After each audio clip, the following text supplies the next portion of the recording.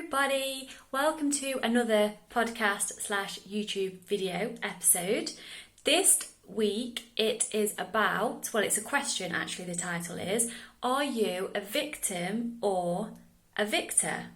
So victor comes from the word victory, just in case you didn't know, and I will describe what I mean about the question I've just asked. So a victor is somebody who has a really positive mindset, doesn't let self-doubt get in the way, and is just unstoppable with everything in their life and doesn't blame other people, circumstances or things for the things that happen to them.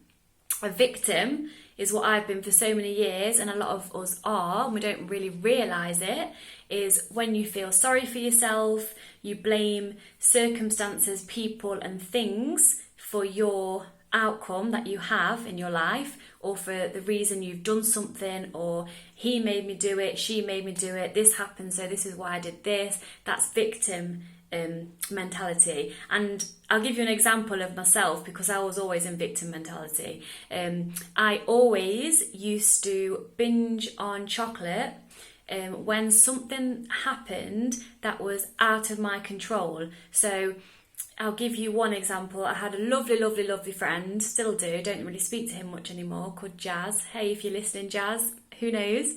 And every day, as you know my story by now, I would be on a diet, or I'd try to be on a diet at least. And so, for example, it was a Wednesday afternoon, we was at work, and on our lunch break we decided to go out and get some lunch. And I had in mind a healthy lunch with me, and I made that clear to him that I was going to have this healthy food prep lunch, because that's what I used to attempt to do all the time. And when I went into a shop to get something, he came out with this amazing chocolate thing from Thornton's. If anyone doesn't know what Thornton's is, it's a really good chocolate shop in the United Kingdom. Anyway, so because he had got me this present, if you like, it was a nice gesture, I felt pressured into having it, one, mainly because I wanted it, and two, because I didn't want to say no and upset him. So I ate it, and then that night I would go and just binge eat on chocolate because, well, someone else had controlled my eating habits for the day. What could I do about it? So I'd go into victim mode. So first of all, there's two lessons in there, and that's just one example. I used to do this all the time. If something never went my way, or something happened that I didn't think was going to happen, I would always use chocolate to comfort me and to numb my emotions. And then that was always the excuse, because we all have a choice.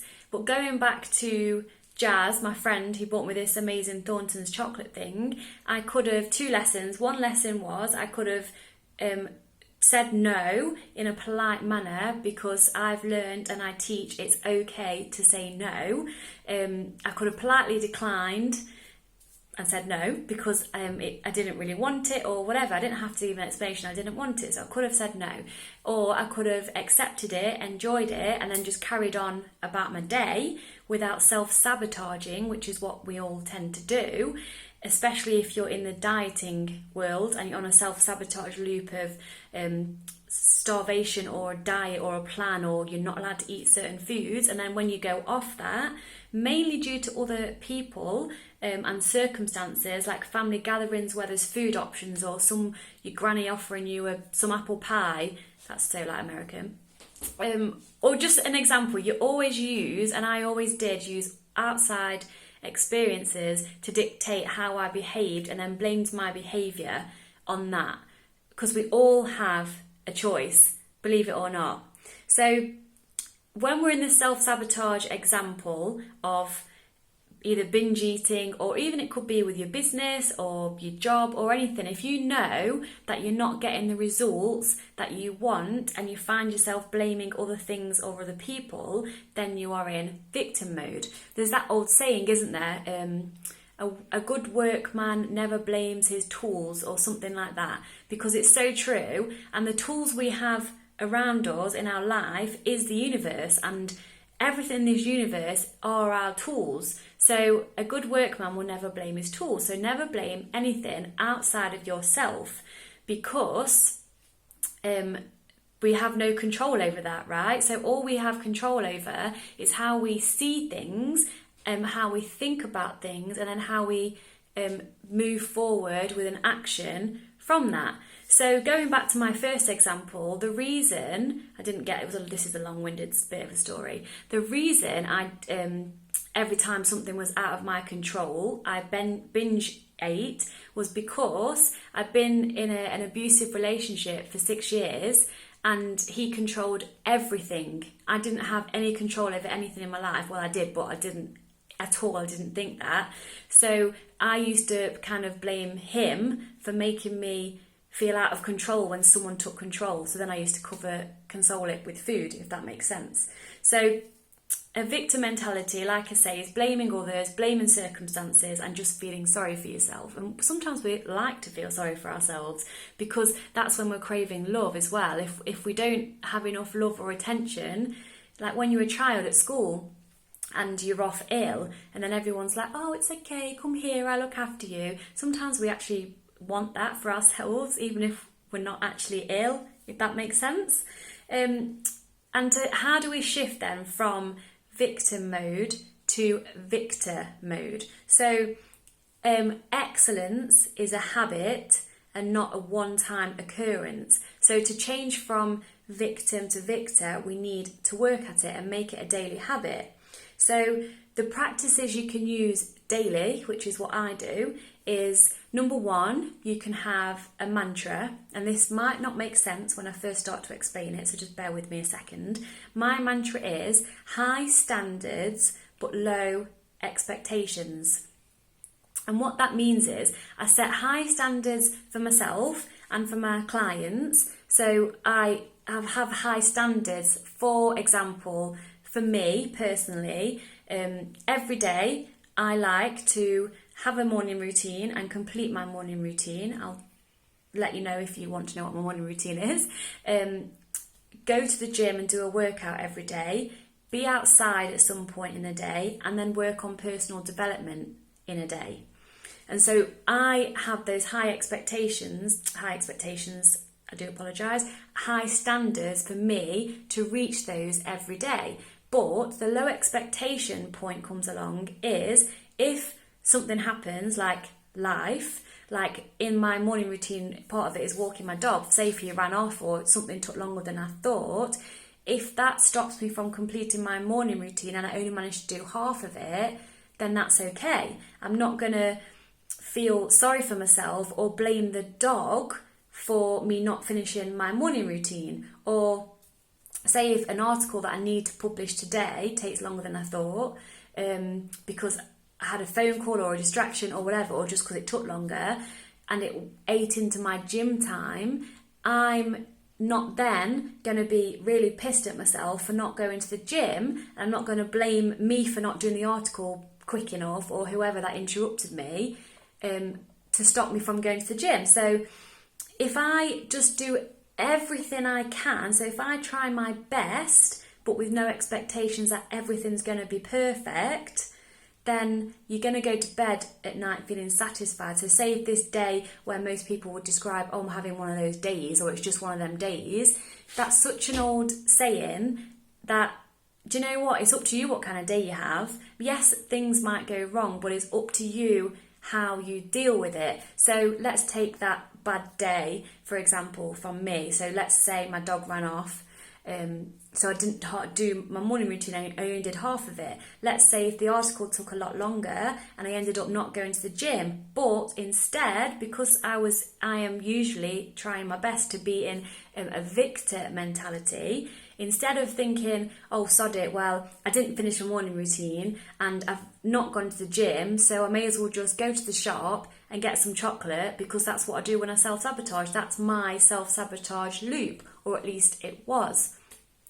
But instead, I've done half my, if I look at it, if it's all about how you look at things. So if you look at it in a different light, so let's say, for example, okay, so I didn't finish my full morning routine, but no worries, I managed to do X, Y, and Z. Or, okay, so I didn't get to the gym because my article, I prioritise that as more of a priority to get done first. So no worries, I'll just go on a 15 or 20 minute run.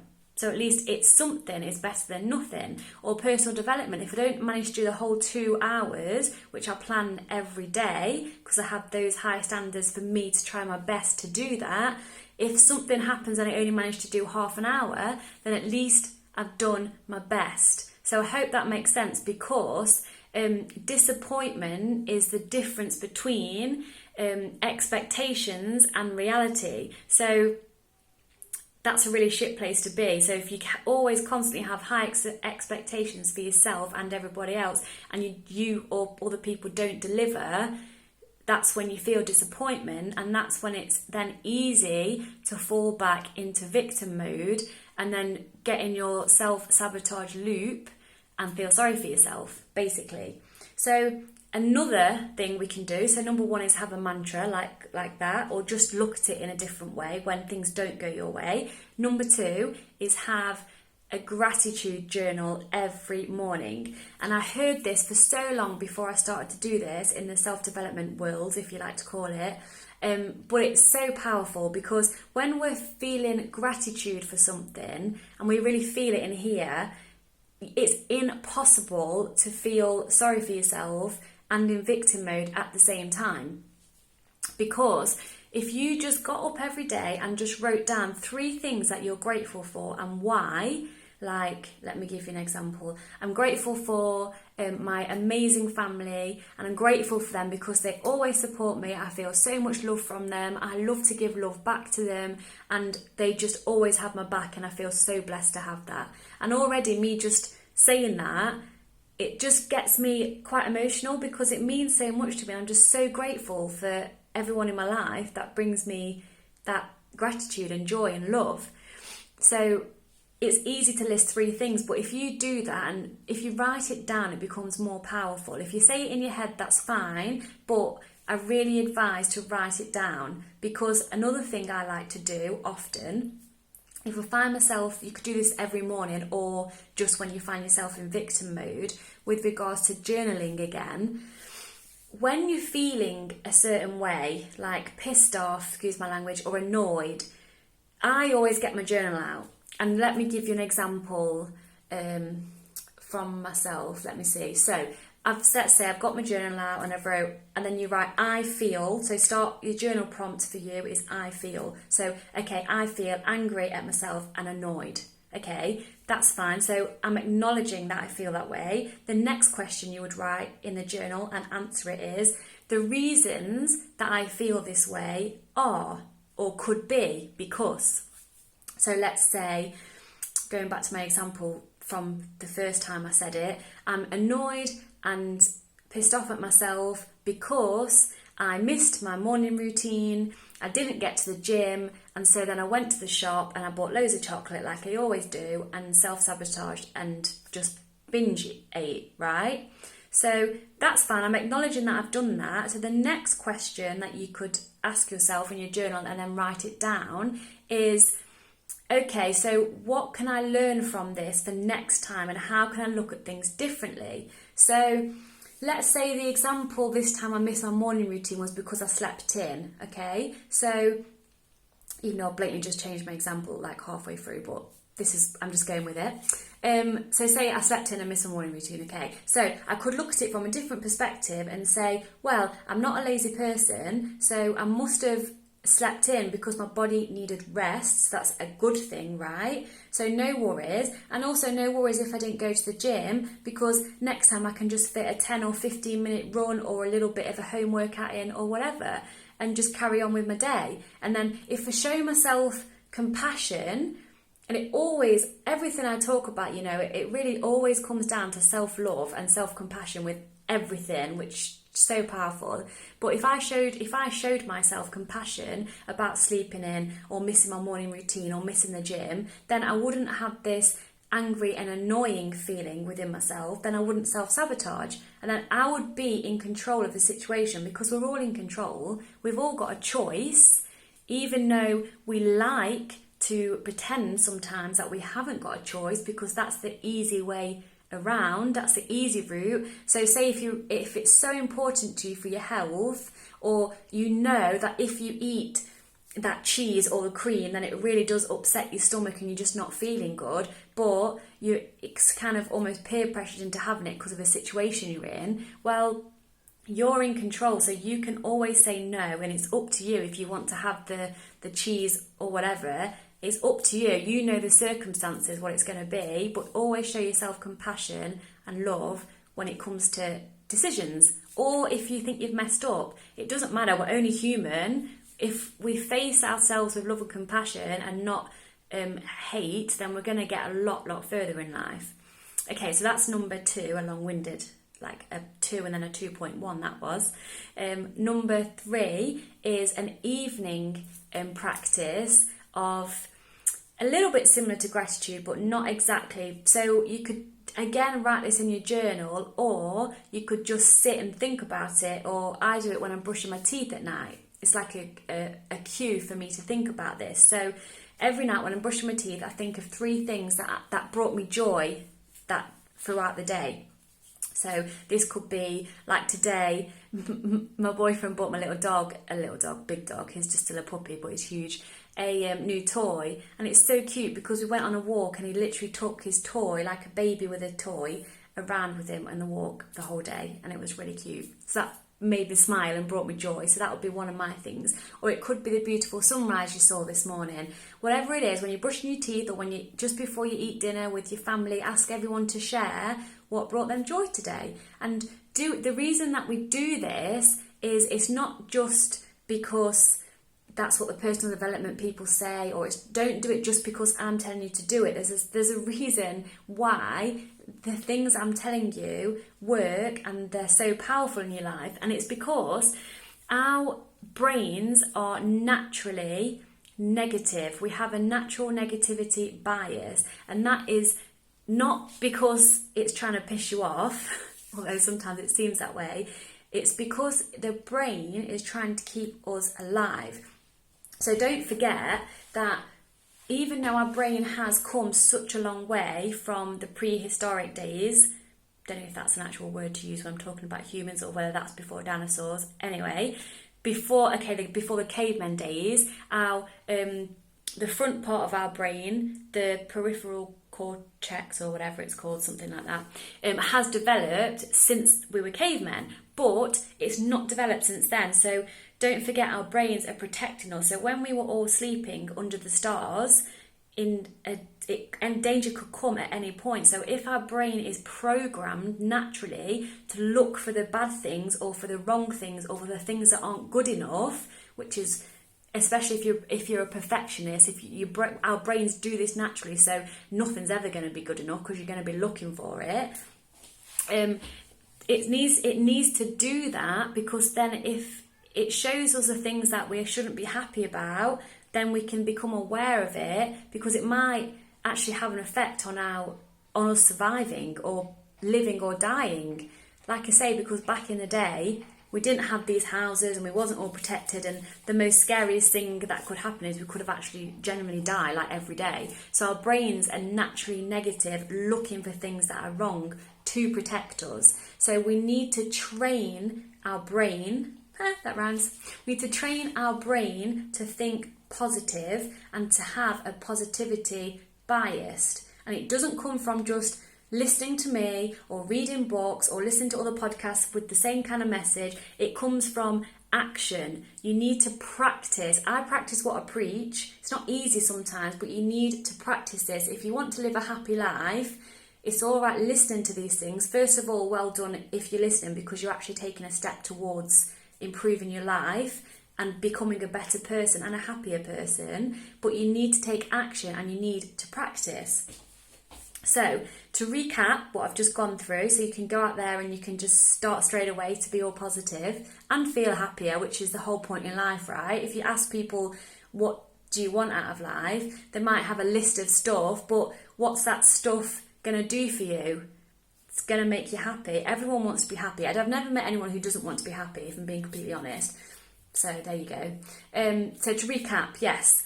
First of all, become aware if you're in victim mode or if you're in a victim mode, because awareness is key with everything. The second thing is, it all starts with how you speak to yourself and how you look at things. So just take a moment, acknowledge if you're in victim mode, become aware of it and think, okay, so I'm in victim mode because this and this has happened. Get your journal out or whatever, and then start to show yourself some compassion and work towards taking 100% responsibility for your life and your choices, because it all comes down to you.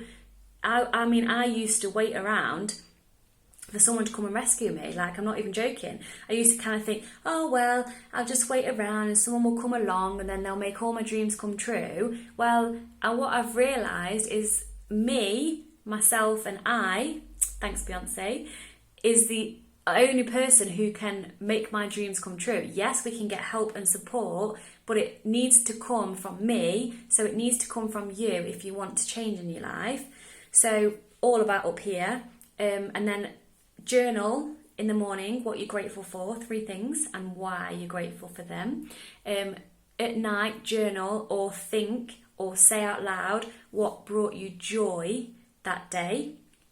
And number 4, just keep practicing. Practice, practice, practice. Practice makes progress, not perfection, because what is perfection? We don't always have perfection. Practice makes, I was going to say perfect then, no, practice makes progress. So, and don't forget the mantra, high standards, low expectations. And like I said, excellence is a practice and a habit, not a one-off thing. So, that is all from me for today. So, I'll ask you again, are you a victim or a victor? And as always, everybody, thank you so much for listening and watching. And go out there and shine, because you are enough already and you can have, do and be anything you want. So go and get it. Love ya.